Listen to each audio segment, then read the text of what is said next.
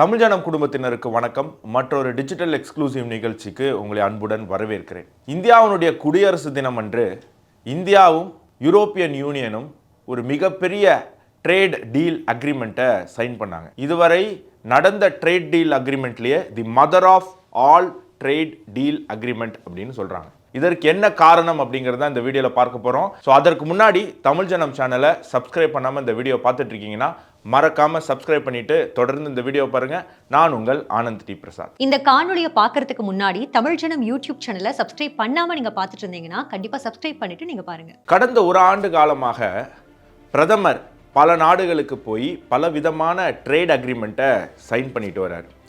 குறிப்பாக சொல்லணும் அப்படின்னு சொன்னால் யுனைடெட் கிங்டமோட நம்ம போட்ட ஃப்ரீ ட்ரேட் அக்ரிமெண்ட். இப்போ நீங்கள் சமீப காலத்தில் பார்த்தீங்கன்னா பல வெளிநாட்டு ஆட்சியாளர்கள் இந்தியாவுக்கு வந்து பிரதமரை சந்திச்சுட்டு போனாங்க. குறிப்பாக சொல்லணும்னா ஜெர்மன் சான்சலர், யுஏஇனுடைய தலைவர், அதற்கப்புறம் ஐரோப்பிய யூனியனுடைய சேர்மேன், அப்புறம் ஐரோப்பிய கமிஷனுடைய பிரசிடென்ட். ஆல் ட்ரேட் அக்ரிமெண்ட் அப்படின்னு சொல்லக்கூடிய Indo European union trade deal.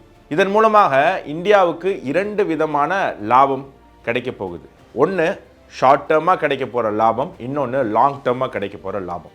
அதில் ஷார்ட் டேர்ம் லாபம் என்ன அப்படின்னு பார்த்தீங்கன்னா, இந்திய பொருட்களுக்கு உலக சந்தையில் கிடைக்கக்கூடிய வாய்ப்பு, விற்பனைக்கான தளம் அது பெருசாக போகுது, அதிகரிக்க போகுது. உதாரணத்திற்கு தற்பொழுது ஐரோப்பிய யூனியனில் இருக்கக்கூடிய $250 பில்லியன் டெக்ஸ்டைல் பிஸ்னஸில் $30 பில்லியன் பங்களாதேஷ் மட்டுமே சம்பாதிக்குது.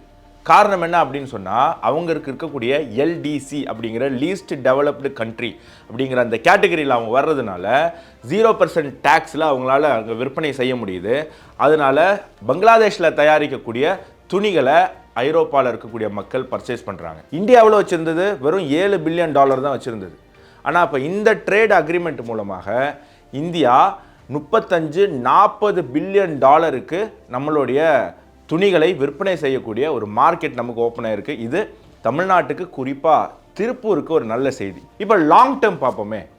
ஒரு நிறுவனம் ஒரு நாட்டுக்குள்ளே வந்து ஒரு தொழிலை தொடங்கணும் அப்படின்னு சொன்னால் இங்கே முக்கியமாக இருக்க வேண்டியது என்ன?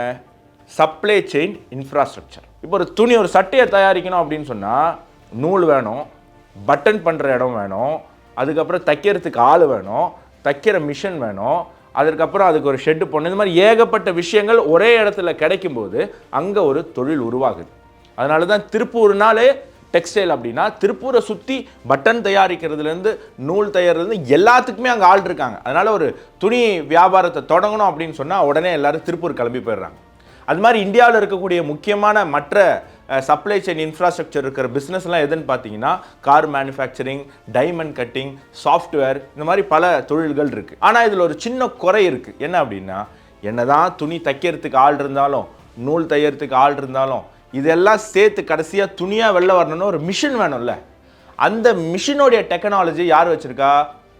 யூரோப் வச்சுருக்காங்க. பிரிண்டிங் ப்ரெஸ் வச்சுருக்கோம் நான் சொன்னேன். அப்போ பிரிண்டிங் ப்ரெஸ் பண்ணக்கூடிய அந்த மிஷினுக்கு கோடிக்கணக்கில் நம்ம பணம் கொடுத்து ஐரோப்பாட்டிருந்து வாங்குகிறோம். அந்த கோடியை சம்பாதிக்கிறதுக்கு எத்தனை ஆண்டு நம்ம அந்த மிஷினை தேய்க்கணும் அப்படிங்கிறத நீங்கள் யோசிச்சுக்கோங்க. இந்த விஷயம் இந்தியா கிட்ட இல்லை. இப்போ இந்த ஃப்ரீ ட்ரேட் அக்ரிமெண்ட் மூலமாக ஐரோப்பாவில் இருக்கக்கூடிய பல நிறுவனங்கள் இனிமேல் ஏன் நம்ம ஐரோப்பாவிலே இருந்து கஷ்டப்படணும், பேசாமல் இந்தியாவுக்கு போயிடுவோமே.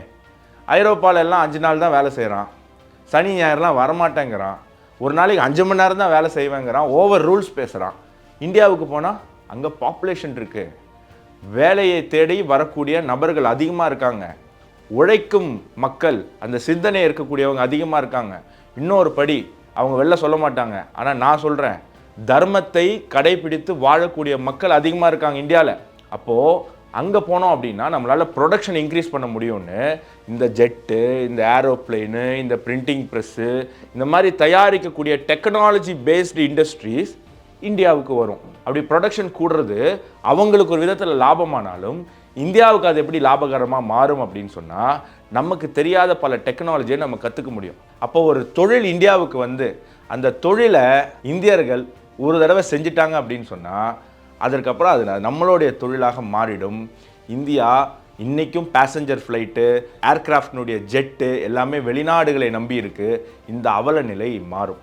இது பொருளாதார ரீதியாக அடுத்த 2-3 ஆண்டுகளில் இந்தியாவில் அரங்கேற போகக்கூடிய சாதனைகள். இதற்கு சில ஷார்ட் கம்மிங்கும் இன்னைக்கு இந்தியாவில் இருக்குது. உதாரணத்திற்கு இதெல்லாம் வரணும் அப்படின்னு சொன்னால் நம்மளுடைய பவர் ப்ரொடக்ஷனை கூட்டணும். இப்போது நீ இதை அதானியோட கனெக்ட் பண்ணி பாருங்களேன். ஏன் அதானியை இங்கே இருக்கிற கம்யூனிஸ்ட்டும் சில டீப் ஸ்டேட்டினுடைய அடிவருடிகளும் திட்டுறாங்கன்னா, இந்த பவர் ப்ரொடக்ஷனில் முக்கியமாக இந்தியாவுக்கு சப்போர்ட் பண்ணுறது இந்த அதானி போன்ற நிறுவனங்கள். அப்போ இந்த பவர் ப்ரொடக்ஷனில் இந்தியா வீழ்ந்தது அப்படின்னு சொன்னால் இந்தியாவால் இந்த விஷயத்தை அடுத்த 3 வருஷத்தில் பண்ண முடியாது. அதனால் அந்த மாதிரி தலைவலிகள்லாம் தராங்க. அதையும் தாண்டி நம்ம முன்னேறிட்டு இருக்கோம்னு வைங்களேன். ஆனாலும் நம்ம இப்போ இருக்கிறத விட பல மடங்கு நம்மளுடைய பவர் ப்ரொடக்ஷனை கூட்டணும். இன்ஃப்ராஸ்ட்ரக்சர், குறிப்பாக பிரதமர் மோடி ஆட்சிக்கு வந்த பிறகு நம்ம பார்க்குறோம் பல விதமான வேகமான இன்ஃப்ராஸ்ட்ரக்சரல் டெவலப்மெண்ட்டு, சாலை, பிரிட்ஜு, அப்படி இப்படி போர்ட்டு. ஒரு போர்ட் ஓப்பன் பண்ணி முடிக்கிறதுக்குள்ளே அங்கே இருக்கக்கூடிய இந்த கம்யூனிஸ்டுக்காரங்க போராட்டத்தெல்லாம் தாண்டி அதை திறந்து பல சாதனைகளை பண்ணிட்டு இருக்காரு. ஆனால் அது பத்தாதுங்க. அடுத்த 3 வருஷத்தில் இதெல்லாம் நம்ம கிரகிக்கணும் அப்படின்னு சொன்னால் அதுவும் இன்னும் பல மடங்கு வேகத்தில் செயல்பட வேண்டிய கட்டாயத்தில் நம்ம இருக்கோம். ஸோ அதெல்லாம் அரங்கேறிடுச்சு அப்படின்னா கடைசியாக நம்ம செய்ய வேண்டியது நியாயமான ஆட்சிகள் மாநிலங்களில் இருக்கணும். ஊழலற்ற டிசிப்ளின்டு கவர்மெண்ட். ஏன்னா ஒரு வெள்ளக்கான ஒரு ஊரில் ஒரு தொழிலை தொடங்கணும்னா அந்த ஊரில் கரப்ஷனும் இன்டிசிப்ளினும் இருந்தால் வரமாட்டாங்க. நம்ம பார்க்குறோம் தமிழ்நாட்டில் பல நிறுவனம் டாட்டா காமிச்சிட்டு ஆந்திரா பக்கம் போகிறாரு. ஏன்னா சந்திரபாபு நாயுடு சொல்கிறத செய்கிறாரு, நீங்கள் என்னங்க இவ்வளோ கேட்குறீங்க, எங்களால் தர முடியாதுங்க அப்படின்னு சொல்லிட்டு போகிறத நம்ம பார்க்குறோம். அப்படி ஒரு இன்டிசிப்ளின்டு கவர்மெண்ட் இருந்தால் இந்தியா வளர்ந்து போயிட்டே இருக்கும். இந்தியாவினுடைய ஒரு பகுதி தமிழ்நாடு ஸ்வைன்னு இந்த பக்கம் அப்படி படுத்துக்கிட்டு இருக்கோம். எப்படி மக்களால் தேர்ந்தெடுக்கப்பட்ட அரசும் சரியாகணுமோ அதே மாதிரி இங்கே இருக்கக்கூடிய சட்டமும் ஜுடிஷரியும் சரி பண்ணணும். ஏன்னா ஒரு கேஸ் 20-25 வருஷம் நீங்கள் இழுத்துட்டே போனீங்கன்னா இது எல்லாமே வெள்ளைக்காரனை வெளிநாட்டு முதலாளிகளை இங்கே இன்வெஸ்ட் பண்ணி நமக்கு தொழில் வாய்ப்பை உருவாக்கி தரக்கூடிய சூழ்நிலையை குறைக்கும். அப்படின்னும் போது 30 வருஷம் 40 வருஷம்லாம் கேஸ் இழுத்துட்டே போகக்கூடாது. அதற்குன்னு தனியான கோர்ட்டை உருவாக்கி இதெல்லாம் சூப்பர் ஸ்பீடாக இது சம்மந்தமான ஏதாவது ஒரு கேஸ் வந்ததுன்னா டக்குன்னு ஒரு 6 மாதம் 1 வருஷத்தில் முடிகிற மாதிரி அதை ரெடி பண்ணால் மட்டுமே தான் இன்னும் அவர்களுக்கு நம்ம நாட்டின் மீதான நம்பிக்கை கூடும். அப்படிங்கிறதும் இதில் ஒரு முக்கியமான விஷயம். ஸோ இந்த மாதிரி பிரச்சனைகள்லாம் இருக்குது. இதெல்லாம் நம்ம சரி செய்யணும். இது பொருளாதார ரீதியான இந்த ஃப்ரீ ட்ரேட் அக்ரிமெண்ட் மூலமாக கிடைச்சிருக்கக்கூடிய லாபம். இப்போது அரசியல் ரீதியாக மோடி ஒரு மெசேஜ் கொடுத்துருக்காரு.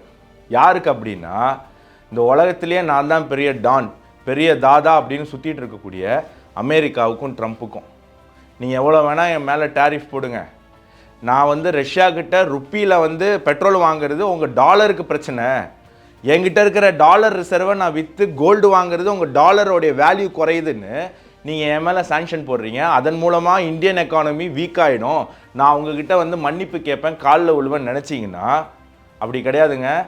நீங்கள் இல்லைன்னா என்ன, அமெரிக்கா இல்லைன்னா என்ன, நாங்கள் ஐரோப்பிய யூனியனோட 27 நாடுகள் ஒன்றிணைந்து இருக்கக்கூடிய ஒரு கவுன்சிலோட நான் ஒப்பந்தம் போட்டு என்னுடைய பொருளாதாரத்தை நான் காப்பாற்றுவேன். குறிப்பாக இந்தியாவில் 2026ஆம் ஆண்டு பல விதமான போராட்டங்களை கட்டவிழ்த்து விடணும் அப்படின்னு டீப் ஸ்டேட்டும் வெளிநாட்டு சக்திகளும் மிக முக்கியமாக முயற்சி பண்ணுறாங்க. அது எப்போ அரங்கேறும்னா நம்மளுடைய ஃபினான்ஷியல் ஸ்டெபிலிட்டி வீக்கன் ஆகும்போது அரங்கேறும். அதை வீக் பண்ணுறதுக்கான எல்லா முயற்சியும் அமெரிக்கா செய்யுது. அதை சீர் செய்வதற்கான எல்லா முயற்சியும் பாரத அரசு செய்யுது. இந்த போரில் நல்லவர்கள் வெல்லட்டும், பாரதம் வெல்லட்டும் அப்படின்னு சொல்லி இன்னொரு நிகழ்ச்சியில் சந்திப்போம். நன்றி, வணக்கம், ஜெய்ஹிந்த். இது போன்ற சுவாரஸ்யமான புது தகவல்களை தெரிஞ்சுக்க தமிழ் ஜனம் சேனலை உடனே சப்ஸ்கிரைப் பண்ணிக்கோங்க.